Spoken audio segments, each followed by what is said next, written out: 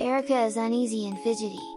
Her sullen eyes are roaming around the closed and mirrored room, as she is being questioned by the detective in front of her. She has been summoned for the third time at the precinct, to give her statement about the gruesome murder of her whole family. Erica is starting to be annoyed and impatient, because she has already given her statement a couple of times. She told the detective what she told him before in her previous summons. When she arrived at their house, she saw demons trying to attack her. She went to the kitchen and grabbed a knife to fight back. Luckily, she was able to stab and kill the demons. Then, she looked for her husband and 2 children, but she saw them dead on the floor, bathing in their own blood. She is 100% certain that the demons killed her family. Erica has given the same statement before. She feels that they are just running in circles, because she has already avenged her family, by killing the demons who slaughtered them. The case should have been already closed, since justice has been served. But somehow, she feels that the detective is doubtful and suspicious of her. Also, with the treatment she's getting, she feels more like a suspect, rather than a witness to the gruesome murder of her family. The detective is not wrong. All the evidences point to Erica. When the police arrived at the crime scene, they found her soaked in blood, sitting beside the lifeless bodies of her family, while holding a knife. There were no forced entries in the house, and the security cameras did not show any suspicious people or movement. But the one proof that made Erica the only suspect is that, she has been suffering from schizophrenia. There are times when she cannot distinguish reality from hallucination, especially when she does not take her medication.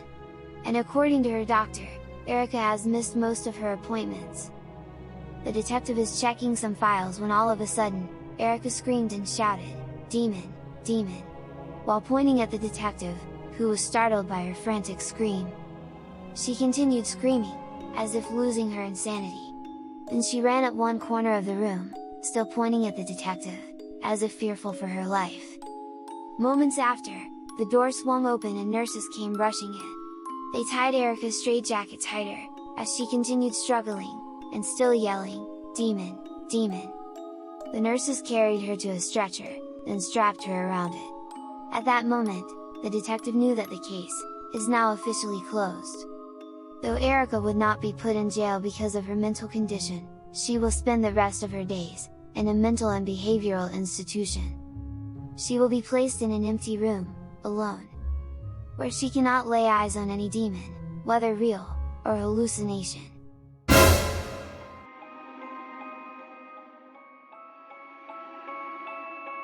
Anthony was awakened by his brother Jethro, because he is having a nightmare.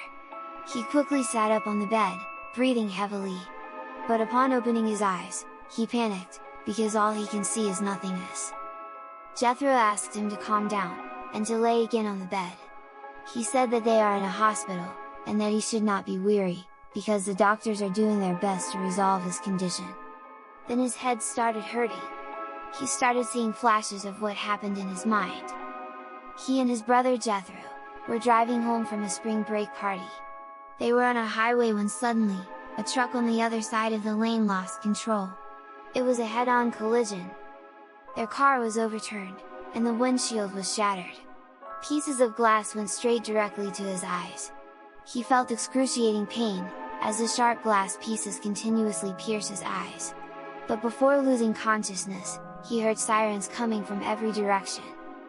Jethro assured and promised his brother that he will see again, because fortunately, there is an available eye donor in the hospital. Then suddenly, he heard someone come inside the room. The man introduced himself as the attending doctor. He informed Anthony that the hospital has already contacted their parents, who are already on the way. With regards to his condition, he told him that he suffered an irreparable eye damage. But someone was willing to give his eyes to him. Anthony felt hopeful. He thanked the doctor for his help, then asked who the donor is out of curiosity. The doctor paused for a second, then continued with a gloomy tone. He said that his brother Jethro, apart from his several bruises and a broken rib cage, had a blood clot on his brain, forming a hemorrhage. The doctors tried every possible method to save him, but it was too late. Jethro knew of Anthony's eye condition, so he told the doctor that once he has passed, his eyes should be given to his brother. Anthony could not believe what he has learned. Furiously, he said that Jethro is not dead, and that he is alive. He said that he talked to him earlier, so it's impossible for him to be dead. He called out his brother's name, shouting, but no one answered. He called him again, but there was still no response. Anthony started going berserk.